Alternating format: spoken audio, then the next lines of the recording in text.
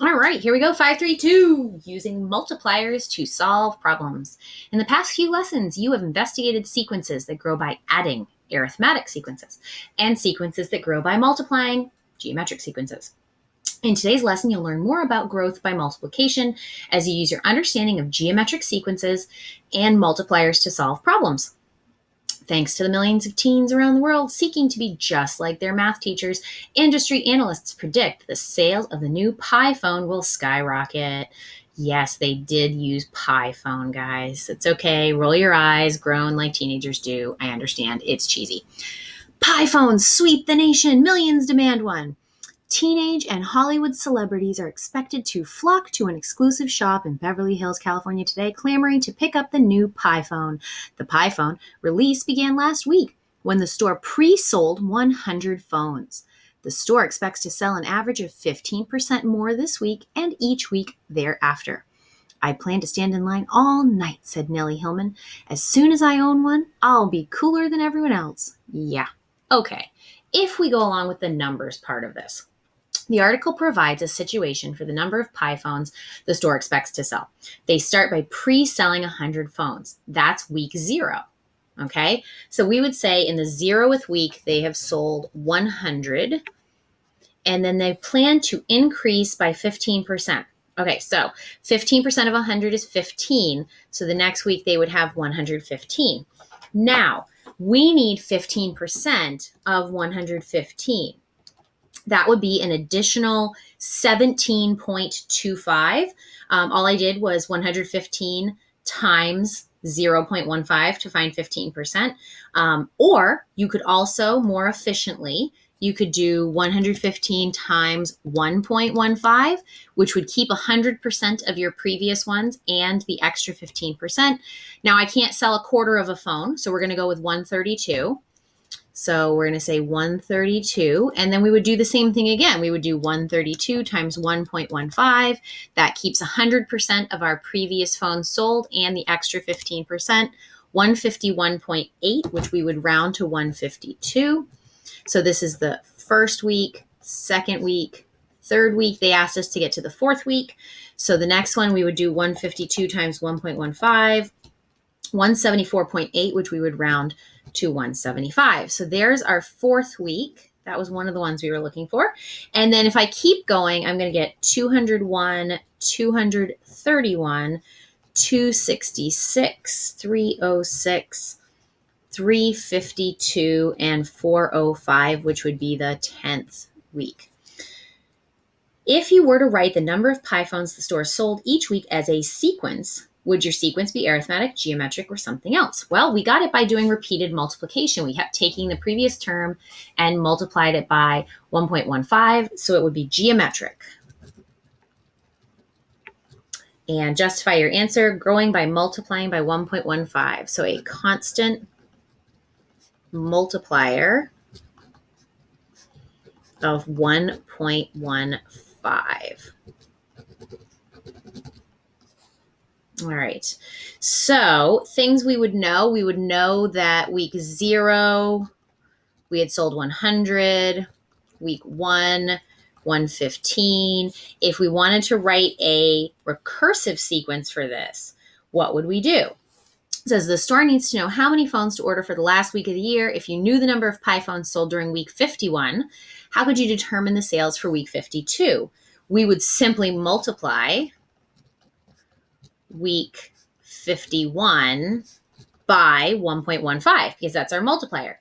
So the recursive equation would be t of n plus 1 in order to get the next term. We would do t of n, the previous term, times 1.15. And that's really all we're looking at is saying just previous term times 1.15, and we just kept doing that to get the next one and the next one. Write an explicit equation that starts with t of n equals. Well, that's pretty easy. We know the 0th term was 100, and we also know that the multiplier is 1.15. But since this is repeated multiplication instead of repeated addition, we have to think back to the activity we did before break and say, okay, the 0th term is 100.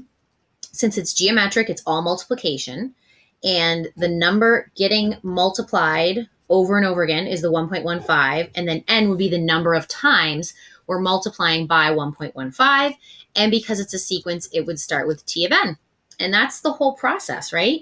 You've got your 0th term, you've got your multiplier, also known as your generator, and then to the nth power, and that's how many weeks you want to get to. So we could plug in the 52nd if we wanted. How many Pi phones will be sold during the 52nd week? We can find t of 52 if we do 100 times 1.15 to the 52nd. Now on the graphing calculator, easiest way to do this is 100 times 1.15. Close the parentheses. That's your multiplication, right? There's no symbol there. But now we can do to the, which is, I don't know if you can see me press the button. It's that little caret key, the little like up pointing arrowhead. And that's what gets you to looking like an exponent to the 52nd. And then you just hit enter. And it's 143,313.7, which would round up. So we would say approximately 143,313 or 314, depending on whether you want to round up or not, Pi phones. And because you're not actually saying that you're getting up past it, the 0.7, I guess practically speaking, you would not want to round up because you wouldn't sell the extra phone. You would sell not quite the next phone to get you to 314. A new iTalk, a rival to the Pi phone, is about to be introduced. It is cheaper than the Pi phone. So more are expected to sell. The manufacturer plans to make and then sell 10,000 pre-orders and expects sales to increase by 7% each week. All right. Write an explicit and a recursive equation for the number of iTalks sold during the nth week. So not terrible here. We know that the pre-sale is 10,000. So that tells us our 0th term is 10,000. And since we're increasing by 7% each week, that would be 0.07. But since we want to go up, we want to keep the initial sales 1.07 to the nth. So that's our explicit, where we can plug in any number for n. And then the recursive, the one where it depends on the previous term, we know that we're constantly doing times 1.07, times 1.07. So t of n plus 1, in order to get the next term, it would be t of n, which is the previous term, times 1.07. And don't forget, you have to give t of 0 is 10,000. You could find t of 1. That would work as well. So if we went back up to the one that we did here on D, where we wrote our recursive, we would also need to give on that one for the Pi phone that t of 0 was 100. So have to make sure we have both the recursive equation and oh, sorry, I'm on the wrong line there. T of 0 equals 100 does not go here. Goes with the previous one. Sorry, the recursive equation on C. Sorry, one line off. All right, on the back, what if the expected weekly sales increase from 17% instead of 7%? Now what would the new explicit equation would be? So t of n, still 10,000 in pre-sales, but 1.17, keeping all of the sales we had before. That's the 1. The 0.17 is the extra 17% to the n. How would it change the recursive equation? The only thing it would be changing would be instead of 1.07, it would become 1.17. So 1.07, 7% increase becomes a 1.17. BEC. I was missing a letter in there. Oh no, thanks to the lower price, 10,000 iTalks were made and sold initially, but after that, weekly sales actually decreased by 3%. So when we decrease by 3%, we are losing 3%, which means we're only keeping the other 97%. So first we had 10,000. Now, if we do 10,000 times 0.97, that's a 3% loss. We only kept 97%, which is 9,700. Do the same thing. Just repeatedly multiplying by 0.97. and so on. How many iTalks sold during the 4th week? 8,853. That's this one right here, because this was our 0th, 1st, 2nd, 3rd, 4th. If I continue the pattern by the 10th week, selling 7,374. Write an explicit and a recursive equation that models the product's actual, that's your 3% decrease. So T of N for explicit, our 0th term is 10,000. 0.97 is the 97% that we are keeping due to a 3% decrease to the nth. And the recursive would be, first of all, T of 0 is 10,000. That's your pre-sales. And in order to get the next term, T of N plus 1, we would do T of N, and the repeated multiplier was 0.97 times 0.97. Have to have both parts there for the recursive. Confirm that your explicit equation is correct by testing it using your results from part A. So up here on part A, we got 8,853 for the 4th week. So if we test that, T of 4, we would do 10,000 times 0.97 to the 4th. And I can do 10,000 times, or I can do the parentheses, 0.97 to the 4th.